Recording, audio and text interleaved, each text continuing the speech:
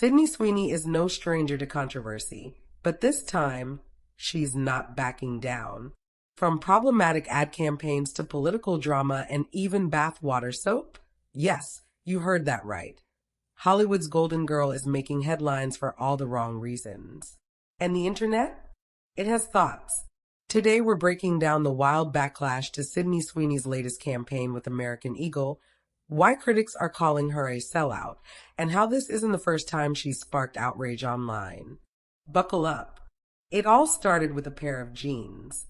American Eagle launched a new campaign featuring Sydney Sweeney, playing on the double meaning of good genes, as in denim and DNA. My jeans are blue. That line alone sparked an avalanche of reactions. Critics called it tone-deaf, racially insensitive, and just downright cringe. The ad, which featured Sydney posing in a denim-on-denim ensemble with filtered lighting, quickly became the center of a growing online debate about representation, privilege, and who exactly gets celebrated for having good genes in fashion and media. Some called it a celebration of white beauty ideals. Others said it was lazy marketing at best, offensive at worst. But American Eagle? They were loving the attention. Their stock price jumped nearly 4% after the ad dropped. And Sydney? Well, she stayed mostly silent, never really apologizing, never really denying the implications either. For better or worse, Sydney Sweeney has become a lightning rod for conversations about beauty, privilege, branding, and what it really means to be authentic in an era when every move is a performance and every campaign is a commentary. To some fans, her silence was power, a refusal to be pulled into the outrage cycle. To others, it was more proof that she benefits from privilege without having to address it, speak on it, or even acknowledge that it exists. Let's rewind to her early Euphoria days. Back when Sydney was just becoming a household name, she entered into a deal with a swimwear brand called LA Collective. The deal? She'd wear their swimsuits on screen to boost the brand's visibility.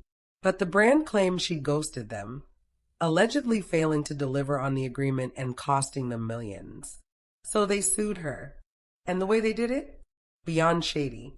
They actually included slut-shaming language in their legal filing, calling out her nude scenes and claiming she had no reputation left to damage. The court of public opinion didn't love that. Even fans who were on the fence about Sydney's business decisions felt the brand crossed the line by trying to weaponize her sexuality against her in a legal document. While some argue that Sydney is simply navigating a system that was never built to empower young women, let alone protect them, others believe she's playing into the worst parts of it, all while pretending she's just along for the ride. Even if Sydney broke the deal, the way the company came for her was straight up misogynistic. Her lawyers hit back, saying they were trying to humiliate her while forcing her to be the face of their brand. And honestly, they weren't wrong. It felt less like a lawsuit and more like a public dragging, a PR hit designed to teach her a lesson for not playing ball with a brand that thought it could control her image. There's a dissonance in the way she presents herself. A self-proclaimed outsider who keeps getting insider deals, a rising star who claims to be underestimated, yet lands lead roles, luxury campaigns, and massive brand endorsements. Maybe that lawsuit explains why Sydney later said feminism in Hollywood is fake. In a Vanity Fair interview, Sydney said that behind all the women supporting women, talk is a toxic mess of jealousy and gatekeeping. According to her, powerful women in the industry don't uplift new talent, they undermine them.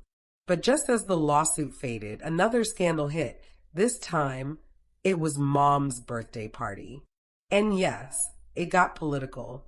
Sydney posted a seemingly innocent pic from her mom's 60th until people zoomed in.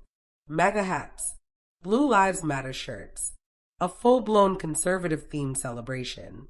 A MAGA birthday party? That's a choice. To some fans, this wasn't just a family moment, it was a flashing red flag about who Sydney really is when the cameras aren't rolling. It raised questions about what she stands for and how that reflects in the projects she takes on. She tried to do damage control, calling it an innocent family moment blown out of proportion. But she never denied the politics.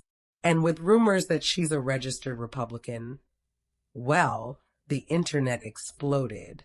As if that wasn't enough, Sydney stirred the pot again with anyone but you co-star Glenn Powell.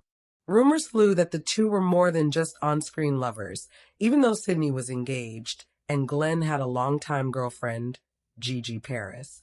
The chemistry between them was undeniable. The flirty interviews, the giggling red carpet moments, the way they looked at each other like they were the only two people in the room. It had the internet in a chokehold. Gigi said she was blindsided, left watching her relationship crumble from the sidelines while Sydney and Glenn played into the rumors for promo. And Sydney, she basically said she didn't care what people thought. Yikes. Now let's talk about the weirdest and maybe grossest brand deal yet. Dr. Squatch soap infused with Sydney's bath water. She claimed it was a tongue-in-cheek response to fans who fetishized her. Others saw it as capitalistic misogyny dressed up as empowerment. According to Sydney, when your fans ask for your bath water, you can ignore it or turn it into a product. And yep, she sold out fast. People really paid for bar soap made from her boiled bath water. We've reached late-stage capitalism, folks. It blurred the line between empowerment and exploitation in a way that made even the most online corners of the internet pause and say, wait, is this actually real? It's also worth noting how the media ecosystem seems to reward this type of behavior, where being vague, controversial, or even disliked is still better than being forgotten. So here's the question.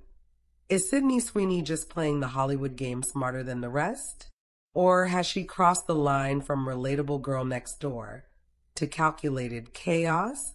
She says she's misunderstood, that she's working twice as hard for half the credit. And maybe she's right. She's been underestimated since day one, dismissed as just another pretty face when she was producing, negotiating, and climbing Hollywood's hierarchy without a famous last name or industry safety net. Critics point out the strategic silence she often deploys, how she skirts accountability not with denial or apology, but with aloofness, deflection, or just letting the scandal fizzle out on its own. The bathwater soap in particular pushed the conversation into strange, uncomfortable territory, not just because of what it was, but because of what it said about consumer culture, parasocial relationships, and the commodification of femininity in the digital age. It left many wondering whether Sydney is in on the joke, exploiting the male gaze for profit, or if she's simply been reduced to a caricature by the very industry that claims to celebrate her. For someone who keeps saying, I just want to act, Sydney sure knows how to stay in the headlines. PR genius? Industry plant? Hollywood's new villain?